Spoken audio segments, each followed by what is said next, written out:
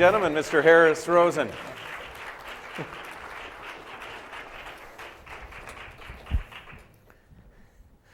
We thought we would just take a few minutes with Mr. Rosen because that's just a snippet of what this gentleman has done, not only just on the business side, but certainly on the philanthropic side.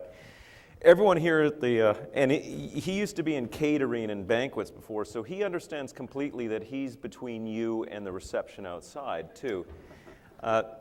But it's interesting because I've heard nothing but wonderful things about this person. We just met a few minutes ago, and about how humble he is, and I think you see it in the video.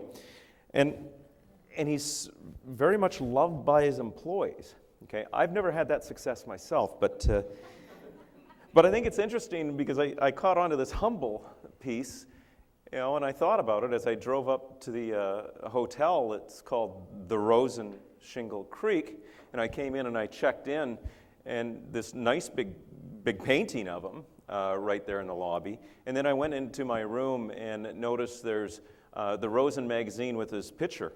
So he's a pretty humble guy. Thanks, Scott. That's right. I did want to ask you this. I said he'd either love this or he'd hate it. How does that make you feel watching that video? You probably watched it many times, but what are you thinking when you're sitting there watching your life, kind of? Well, it's very difficult to condense a little over 70 years in just about 6 minutes.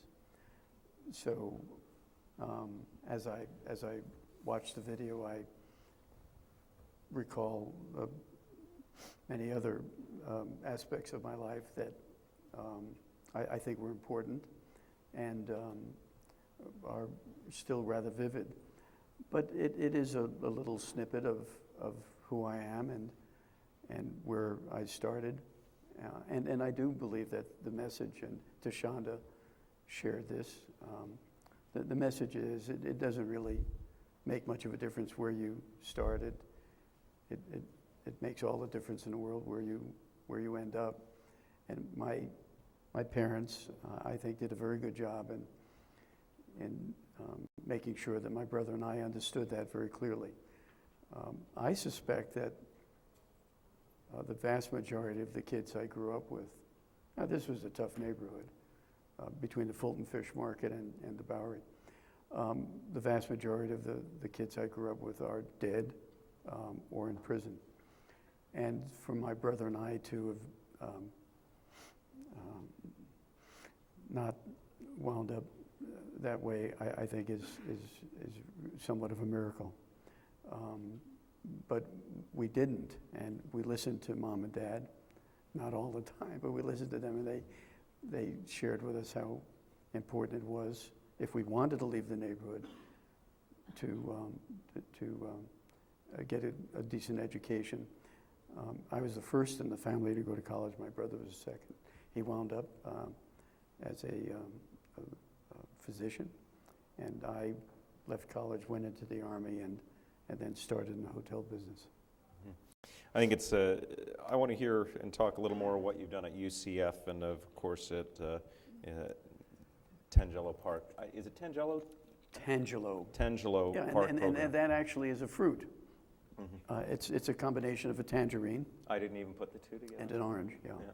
But, you know, I read, if you get a chance, in the magazine, the one with his photo all over the front of it, there's a great piece that you wrote that gives sort of the history and the background. If you get a chance, because we won't sort of recount it all here, but I did hear a story. Your father worked at the Waldorf Astoria. He was an engineer. That's correct. And you hung around the hotel a fair bit. I did, that's right. And I heard one story about you in an elevator with some people, and I'm just wondering if you could offer that. This is a great story. How you get into the hotel business. This is a great story. Dad, his title was a safety engineer, but Dad never finished high school. He didn't earn very much as a safety engineer. He kept the family going because he was a calligrapher. He had this enormous talent to do beautiful handwriting. And he worked at the Waldorf Astoria. Many very famous banquets, celebrities, and they would ask Dad to handwrite the place cards. And then my job, when he gave me the place card, was to erase the pencil, because he did the name in pencil first, to fold the card and put it in a shoebox in alpha sequence, and then to go down with him or up the Starlight Roof and to put the cards around the table. For that, he paid me a penny a card, which was huge. If we did a banquet for 300 or 400 people, I'd make $3 or $4. So anyway, one day we were putting this banquet together, and I was carrying my shoe boxes, and Dad had some. And we get in the elevator, and the most incredibly beautiful lady was there. Now, I was maybe about 9 or 10 years old, but still able to appreciate a beautiful woman. And I kind of elbowed Dad, and I said, "Dad, who is she?" And he whispered, "That's Marilyn Monroe." I said, "Oh my God, Dad, if you could just introduce me." So Marilyn was with a very tall, distinguished, older gentleman. And Dad introduced me first to Marilyn, said, "Marilyn, I'd like you to meet my son, Harris." Marilyn, and she extended her hand, and I shook it. And then he said, "Ambassador Kennedy, that this is my son, Harris." Well, I didn't make any connection there at all. It was Ambassador Kennedy. So, but as the years went by, I remember Marilyn singing to the ambassador's son, who was president, John F. Kennedy. And I remember hearing stories about Bobby and Marilyn. So I believe that Marilyn got to know the 3 Kennedy men pretty well. Very well, some Yes. some would say. So that was, I said to myself, and I said to Dad, if I could meet someone that beautiful in an elevator in a hotel, then Dad, I think I want to be in the hotel business. So, now I have to confess this, that in the many years, the 60-odd years from that moment to today, I have not had the pleasure of bumping into a Marilyn Monroe kind of person. But I'm still waiting, and it may happen yet. Well, you came here, I think, in 1969 for this new hotel theme park thing called Disney World, right? And you helped with them with the planning and design. I did. You didn't last long in that job, though, did you? Yeah, so Cornell University, U.S. Army. I did my basic training at Fort Bragg. I still go to Fort Bragg on my birthday, and I get to jump with the Golden Knights. Then job with Hilton. Hilton brought me to Dallas, from Dallas to Acapulco for a private developer. And then from Mexico to California. California read about Disney. I was hired in New York for Disney, drove to California, worked with the architects helping to design Contempt, Poly, Fort Wilderness, and the Golf Resort. And got to Orlando in 1969, worked like crazy, developing, writing procedures for the hotels, the Central Reservation Office, and believed I had really done an excellent job.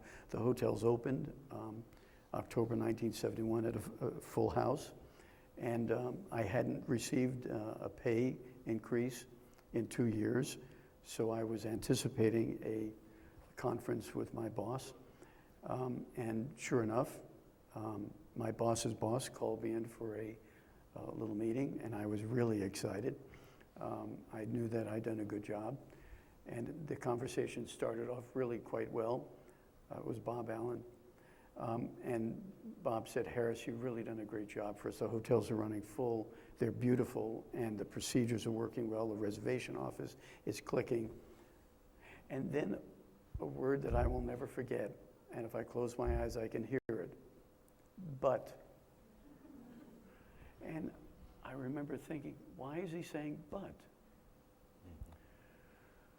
The but was, Harris, you've done a great job, but it has become apparent to us, those of us in leadership, that you will never successfully become a Disney executive. And now I must confess this, that every once in a while, even today, the Lower East Side, a rough, tough neighborhood, I'm back there, and I do things and say things that are completely inappropriate. And this was one of those times. I said, Mr. Allen, you say that I'll never become a Disney executive. Is it because my ears are too small? So he said, Harris, that's the kind of bullshit we're talking about. Listen to this. You don't respect the mouse.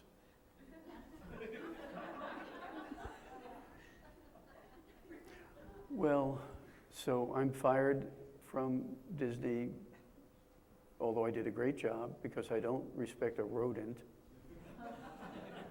And I pledged to myself that never, ever, ever would I work for somebody else again. So yes, but I know there's a God, because I mean, I was fired from several jobs, not because I wanted to be, but because I was. And had I not been, I wouldn't be here today. And I couldn't control any of those events. So somebody carefully plotted a path for me, and here we are. I mean, it's amazing. It really is quite a story, and there's much more to it. If we had a little more time, I wish we did right now to talk about the College of Hospitality Management you started. I think I'd rather talk a little more about your philanthropic giving. You do it on a personal level, you do it in a big level, you get personally involved, it's not just the money. But I've also heard you have a program to encourage your employees to do the same. Yeah, we are, I think, a rather unique company. We're a relatively small company. Some people might suggest not, that we're larger than small. We have about 3,500 associates. And I think they really do very much appreciate our culture and our philosophy. If you work for me for 3 years, your children get a free college education in the state of Florida, a public college in Florida. There are 11 of them. If you work for 5 years, you get a free college education. Our healthcare plan is probably one of the finest in the nation.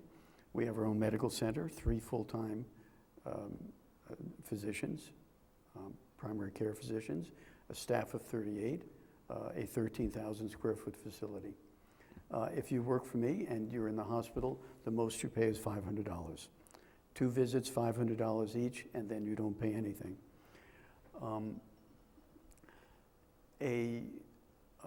One of our associates gave birth to a tiny little preemie a year and a half ago. The baby weighed a little over 2 pounds. The baby stayed in the hospital for 6 months and is now incredibly healthy, little 2-year-old.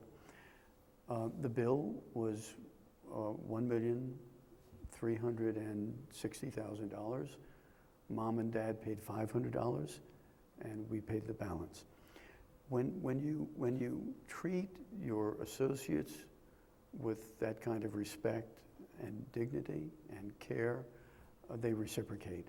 And so many of our initiatives are supported really enthusiastically by our associates. We started going to Haiti about 20 years ago, and still go. In fact, I'll be there April 4th, 5th, and 6th. And many of our associates participate in those initiatives. We built the Rosen College of Hospitality Management. 3 of my 4 kids are there. My 4th will start next year. And many of our associates are happy to participate in various programs there. We adopted a neighborhood called Tangelo Park, and we provide free preschool for every 2, 3, and 4-year-old, and a free college education for all of the youngsters who are accepted to college, community college, or vocational school. And we've been doing that program for over 20 years. We've had our medical center for 25 years. So when you are involved in the community, I think those people who work in your organization respect that, and feel really good about working for the company. And they really want to participate, and we encourage them to do so. So it is a culture that we established many years ago, and that has served the community well. Let me say this. Those of us who are somewhat entrepreneurial, I believe, and I have nothing to substantiate or support this, I think we possess a gene, an entrepreneurial gene. I don't think you can teach someone to be an entrepreneur. You can teach someone accounting and marketing, but you can't teach someone to take risk. That's something inborn. And so I've been blessed or cursed with this little gene. And for about 20 years, I built this little company from a 256-room hotel to about 6,500 rooms, and felt pretty good about myself. And one day, sitting at my desk about 20 years ago, I said enough is enough. Not necessarily enough building or growing, but enough thinking exclusively about me. I said there's got to be more balance in my life. And I refer to that as responsible capitalism. And there's nothing responsible about capitalism. I mean, the whole point is to squash your competitors and monopolize whatever industry or service you're providing. Especially those with big ears. And so I now have been able to create a kind of a balance in my life where we just bought another 25 acres. We'll be building another 500-600 rooms to addition to this property. We're in the pizza business. We have our own IT company. We have our own insurance company. And I guess we're going to continue to grow and expand until I just can't do it anymore. But to counterbalance that, I am giving back more and more and more. And our little foundation, the Rosen Foundation, has been doing a lot of really good stuff all over the state and in Haiti. And we're going to continue to do that. You know, when us, like anyone else, it's a competitive field. We have choices where we put on events. And there's Hiltons and there's Marriotts and all around here. Other than this being an absolutely stunning property, there's another reason we come here, okay? Because of the culture. We talked in our workshop earlier about the culture of institutions and how you treat students and about, you know, it's reciprocal. Well, that's what happens here at Rosen Shingle Creek. And it's pretty inspiring to sit here and have a chat with you. I want to thank you on behalf of all that, not just for hosting us here, but more importantly for for what you're doing in the leadership, so we can maybe learn from that and transmit that to others. So Well, I appreciate that. thank you very much. Thanks, Dave.